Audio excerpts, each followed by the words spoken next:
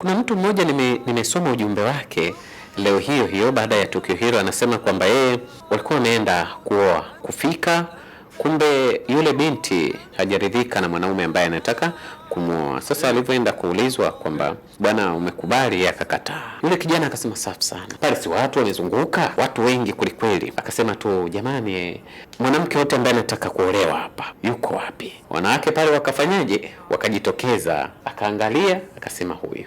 Kilichofuata anadai mahari yake hapa ili apeleke huku mambo yaweze kwenda. Safi sana piki hapo. Na mtu aniambii kitu, na kama hawana hela yangu naita polisi.